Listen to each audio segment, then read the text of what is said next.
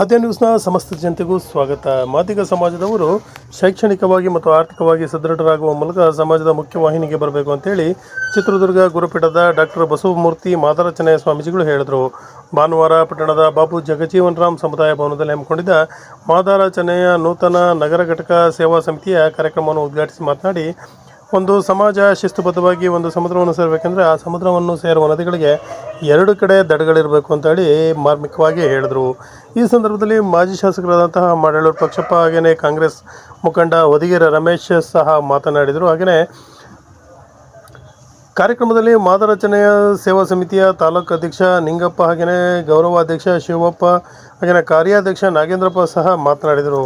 ಜಿಲ್ಲಾಧ್ಯಕ್ಷರಾದಂತಹ ರಾಕೇಶ್ ಹಾಗೆಯೇ ಪುರಸಭೆಯ ಮಾಜಿ ಅಧ್ಯಕ್ಷೆ ಲಕ್ಷ್ಮೀದೇವಮ್ಮ ಹಾಗೆಯೇ ನಗರ ಶಾಖಾ ಅಧ್ಯಕ್ಷ ಮಂಜಪ್ಪ, ಮೂರ್ತಿ HN ತಿಪ್ಪಗೊಂಡಳ್ಳಿ ಹಾಗೆಯೇ ಉಚ್ಚಂಗಿ ಪ್ರಸಾದ್, ಪ್ರಸನ್ನ ಟಿ, ಪ್ರಭಾಕರ್, ನಾಗರಾಜ್ ಹಾಗೂ ಸಮಿತಿಯ ಪದಾಧಿಕಾರಿಗಳು ಹಾಗೆ ನಿರ್ದೇಶಕರು, ಸದಸ್ಯರು ಹಾಗೆಯೇ ಮಲ್ಲಿಕಾರ್ಜುನ್, ಜಗದೀಶ್ ಸೇರಿದಂತೆ ಸಮಾಜ ಬಾಂಧವರು ಈ ಸಂದರ್ಭದಲ್ಲಿ ಹಾಜರಿದ್ದರು.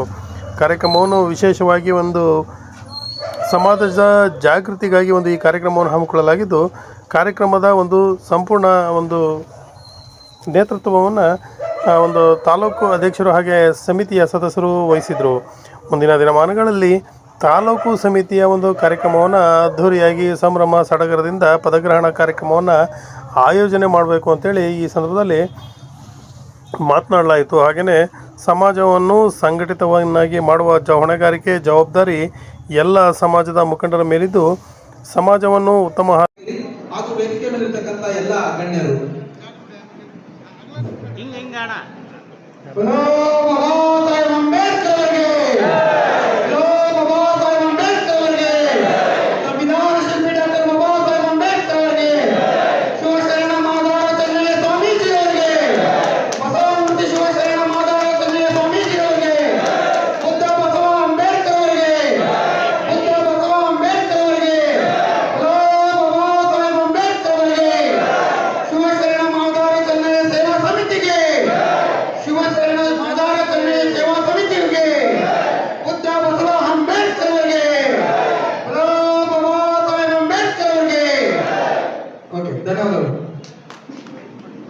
ಭಾರತ ರತ್ನ ಬಾಬಾ ಸಾಹೇಬ್ ಅಂಬೇಡ್ಕರ್ ಅವರ ಭಾವಚಿತ್ರಕ್ಕೆ ವೇದಿಕೆಯ ಗಣ್ಯರಿಂದ ಪುಷ್ಪಾರ್ಚನೆ.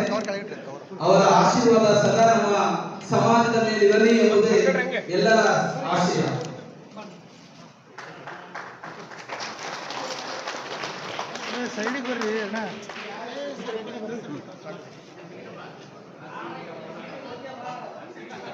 ಅದು ಘಟಕದಲ್ಲಿ ಇಷ್ಟು ಜನ ಬಂದಿದ್ದೀರಿ ಅನ್ನೋದಾದ್ರೆ ಬಹುಶಃ ಇಲ್ಲಿ ನಮ್ಮೆಲ್ಲರ ಶ್ರಮ ಈ ಸಮಾರಂಭದಲ್ಲಿದೆ ಅಂತಕ್ಕಂಥದ್ದನ್ನು ಕೂಡ ನಾವು ನೋಡ್ತಾ ಇದ್ದೇವೆ.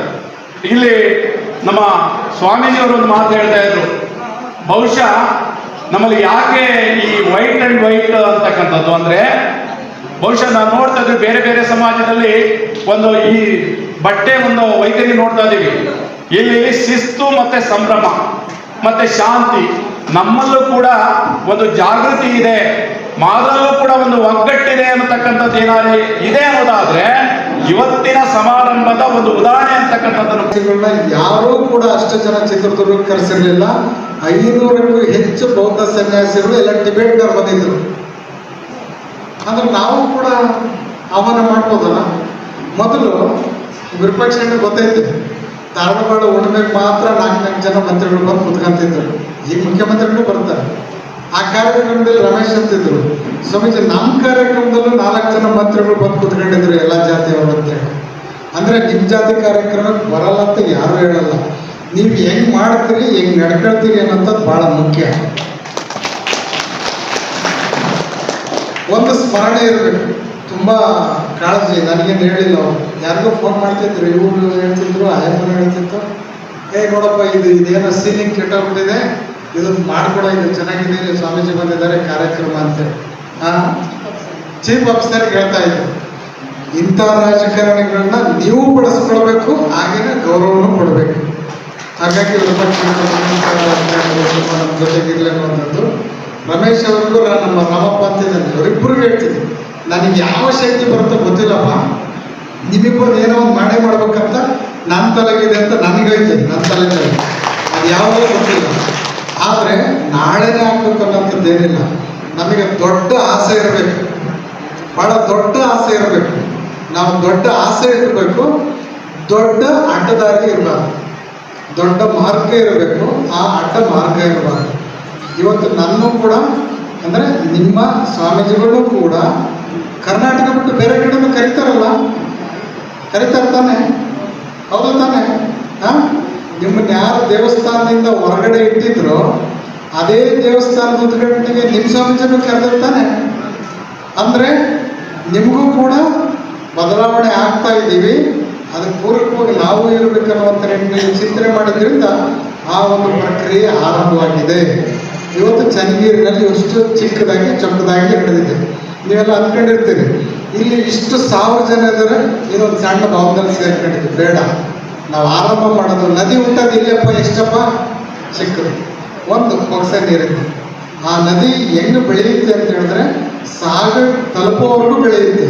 ಇವತ್ತು ನೀವು ಇಲ್ಲಿ ಮಾದಾರ ಚೆನ್ನಯ್ಯ ಸೇವಾ ಸಮಿತಿಯನ್ನು ಹುಟ್ಟಾಕಿದ್ದೀರಲ್ಲ, ಇಡೀ ಚನ್ನಗಿರಿ ತಾಲೂಕಿನಾದ್ಯಂತ ಎಲ್ಲ ರಾಜಕಾರಣಿಗಳು, ಎಲ್ಲ ಮಠಾಧೀಶರು ಹೆಂಗೆ ಸಂಸ್ಕಾರ ಕಲ್ತ್ರಪ್ಪ ಇವರು, ಅವ್ರ ಸ್ವಾಮೀಜಿಗಳು ಹೇಳ್ಕೊಟ್ರ, ಇವರೇ ಕಲ್ತ್ಕೊಂಡ್ರೆ ಗೊತ್ತಿಲ್ಲ, ಇವ್ರ ಬದಲಾವಣೆ ನೋಡಿ ಕಲಿಯೋ ಥರ ಆಗ್ಬಿಟ್ರಲ್ಲಪ್ಪ ಅನ್ನೋ ಥರ ನೀವು ಅನ್ನಿಸ್ಕೊಳ್ಬೇಕು. ಆ ನಿಟ್ಟಿನಲ್ಲಿ ಚಿಂತನೆ ಮಾಡಬೇಕನ್ನುವಂಥದ್ದು. ನಮ್ಮ ಕಾಲಿಗೆ ಚಕ್ರ ಕಟ್ಟಿಕೊಂಡು ತಿರುಗಾಡ್ತಾ ಇರ್ತಕ್ಕಂಥ ಚೆನ್ನಯ್ಯ ಸ್ವಾಮೀಜಿಯವರು ಇವತ್ತು ಭಾಳ ಜನ ಶರಣರನ್ನು ನಾವು ನೋಡಿದ್ದೀವಿ. ನಾನಂತೂ ವಿಶೇಷವಾಗಿ ಎಲ್ಲ ಶರಣರನ್ನು ನೋಡಿದ್ದೀನಿ. ನಾನು ಭಾಳ ಸಲ ಹೇಳಿದ್ದೀನಿ, ನಿಮ್ಮ ಜೊತೆಗೂ ಚರ್ಚೆ ಮಾಡ್ಬೇಕಾದ್ರೂ ಕೂಡ ಹೇಳಿದ್ದೀನಿ.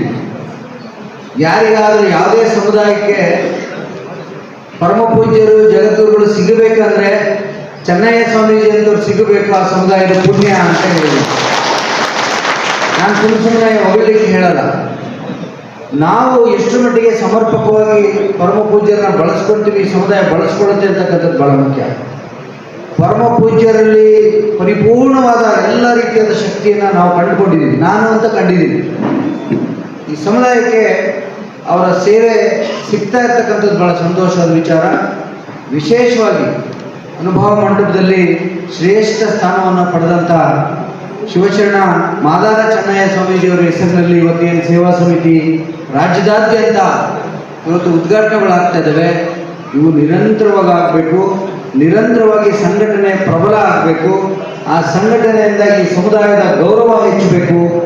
ಈ ಸಮುದಾಯದ ಗೌರವ ಹೆಚ್ಚೋದ್ರ ಜೊತೆಗೆ ಪರಮ ಪೂಜ್ಯರಿಗೆ ಅತೀವವಾದ ವಿಧೇಯತೆಯಿಂದ ಅವರ ಮಾರ್ಗದರ್ಶನವನ್ನು ಪಡೆದು ಅವರಿಗೆ ನಿಷ್ಠೆಯಿಂದ ಅವರ ಸಲಹೆ ಸೂಚನೆಗಳ ಮೇಲೆ ಈ ಸಂಘಟನೆಗಳು ಬೆಳೆದ್ರೆ ಈ ಸಮುದಾಯಕ್ಕೆ ಮತ್ತೆ ಶಕ್ತಿ ಬರುತ್ತೆ. ಬಾಬಾ ಸಾಹೇಬರು ಏನು ನಮಗೆ ಕಾನೂನಾತ್ಮಕವಾದ ಡೆಮಾಕ್ರೆಟಿಕ್ ಸಿಸ್ಟಮ್ನ ತಂದುಕೊಟ್ಟೋಗಿದ್ದಾರೆ, ಅದಕ್ಕೆ ಸಂಪೂರ್ಣವಾದ ಅರ್ಥ ಬರುತ್ತೆ ಅಂತಕ್ಕಂಥ ಮಾತನ್ನು ಈ ಸಂದರ್ಭದಲ್ಲಿ ಹೇಳಲಿಕ್ಕೆ ಇಷ್ಟಪಡ್ತಾರೆ.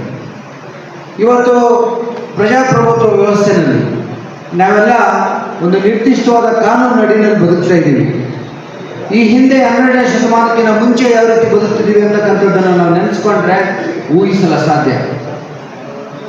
ಇವತ್ತು ಬರೀ ಮಾದಿಗ ಸಮುದಾಯ, ವಾಲ್ಮೀಕಿ ಸಮುದಾಯ, ಉಪ್ಪಾರ, ಭಗೀರಥ, ಕುರುಬ, ಬೆಸ್ತ ಈ ರೀತಿ ನಾನು ಬೋವಿ, ಲಂಬಾಣಿ ಈ ರೀತಿ ವಿಂಗಡಣೆ ಮಾಡ್ಲಿಕ್ಕೆ ಹೋಗಲ್ಲ.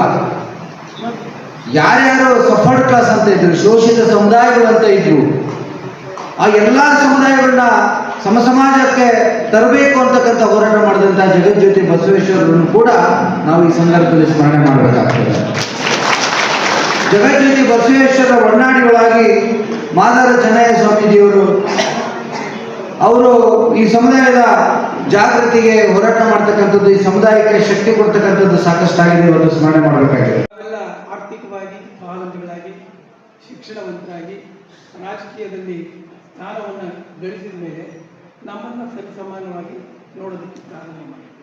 ಹಾಗೆ ನೀವು ಆರ್ಥಿಕವಾಗಿ, ಸಾಮಾಜಿಕವಾಗಿ, ಶೈಕ್ಷಣಿಕವಾಗಿ ನೀವು ಬೆಳೀಬೇಕು. ನೀವು ಬೆಳೆದಾಗ ನಿಮಗೆ ಸ್ವಾಭಾವಿಕವಾಗಿ ನಿಮಗೆ ಗೌರವವನ್ನು ಜನ ಕೊಡ್ತಾರೆ. ಏನಂದರೆ ಹೆಂಗೆ ನಾವು ಆರ್ಥಿಕವಾಗಿ ಬೆಳಿಬೇಕು? ಆರ್ಥಿಕವಾಗಿ ಬೆಳಿಬೇಕು ಅಂದರೆ ಭಾಳಷ್ಟು ಜನ ಈ ದಲಿತ ಹೋರಾಟದಲ್ಲಿ, ಉದಾಹರಣೆಗೆ ನಮ್ಮ ದೇವೇಂದ್ರ ಬಂದಾಗ ನಮಗೆ ಸಂಕಟ ಆಗ್ತದೆ. ಅವನು MA ಗ್ರಾಜುಯೇಟ್, ಭಾಳಷ್ಟು ಜನ BE ಮಾಡ್ಕೊಂಡಂಥವರು ಈ ಹೋರಾಟಕ್ಕೆ ಹೋಗಿ ಅವತ್ತಿನ ಕಾಲದಲ್ಲಿ ಅವ್ರಿಗೆಲ್ಲ ಆರಾಮ ನೌಕರಿ ಸಿಗ್ತಾ ಇದ್ರು. ಅವರೆಲ್ಲ ಚೀಫ್ ಇಂಜಿನಿಯರ್ಗಳು ಇನ್ನೊಂದು ಮತ್ತೊಂದಾಗಿ ರಿಟೈರ್ಡ್ ಆಗ್ಬೋದಾಗಿತ್ತು. ಆದರೆ ಅವರು ಸಮಾಜದ ಹೋರಾಟ, ಸಮಾಜದ ಜನರಿಗೆ ಅನ್ಯಾಯವಾದಾಗ ಅದನ್ನು ಪ್ರತಿಭಟಿಸೋದಕ್ಕೆ ಅವರು ಹೋರಾಟವನ್ನು ಮಾಡ್ತಾ ಮಾಡ್ತಾ ಅವ್ರ ಜೀವನವನ್ನು ಅದರಲ್ಲಿ ಕಳೆದರು. ಹಾಗಾಗಬಾರ್ದು. ಇವತ್ತು ನಿಮಗೆ ನಮ್ಮ ಸಂವಿಧಾನದಲ್ಲಿ ಅವತ್ತೇನಾದರೂ ಅಂಬೇಡ್ಕರ್ ಮೀಸಲಾತಿಯನ್ನು ತರದೇ ಇದ್ದಿದ್ರೆ ನೀವೆಲ್ಲರೂ ಇನ್ನೂ ಅದೇ ಸ್ಥಿತಿನಲ್ಲಿರಬೇಕಾದಂಥ ಪರಿಸ್ಥಿತಿ ನಿರ್ಮಾಣ ಆಗ್ತಾ ಇತ್ತು. ಏನು ಈ ದೇಶದಲ್ಲಿ ಕಟ್ಟ ಕಡೆಯ ವ್ಯಕ್ತಿ ಯಾರಾದರೂ ಹೇಳಿದರೆ ಮಾಡು ಅಂತ ಧೈರ್ಯವಾಗಿ ಯಾರಾದರೂ ಹೇಳ್ತಾರೆ. ಯಾಕೆ ಅಂದರೆ ಇವತ್ತು ಬಹಳ ಆರ್ಥಿಕವಾಗಿ ಹಿಂದುಳಿದಿರ್ತಕ್ಕಂಥವರು ಈ ದೇಶದಲ್ಲಿ ಯಾರಾದರೂ ಇದ್ದರೆ ಅದು ಮಾದಿಗ ಜನಾಂಗ. ಈ ದೇಶದಲ್ಲಿ ಇನ್ನೂ ಮನೆಯಲ್ಲೇ ಇರ್ತಕ್ಕಂಥ ಜನ ಯಾರಾದರೂ ಅಂತ ಹೇಳಿದರೆ ಅದು ಮಾದಿಗ ಜನಾಂಗ. ಇನ್ನೂ ಬಹಳಷ್ಟು ಜನರಿಗೆ ಭೂಮಿ ಇಲ್ಲ ಅಂತ ಹೇಳಿದರೆ ಅದು ಮಾದಿಗ ಜನಾಂಗ.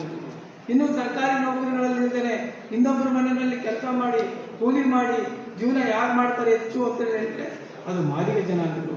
ಅಂದರೆ ನಿಮಗೆ ಉಳೋದಕ್ಕೆ ಭೂಮಿ ಇಲ್ಲ ಮತ್ತು ಓದೋದಕ್ಕೆ ಶಿಕ್ಷಣ ಸಂಪೂರ್ಣ ಸಿಕ್ಕಿಲ್ಲ. ಯಾಕೆಂದರೆ ನಿಮ್ಮ ಅಪ್ಪ ಅಮ್ಮಂದು ಬಡವರಿದ್ದರು, ಕೊಡ್ತಿರ್ಲಿಲ್ಲ.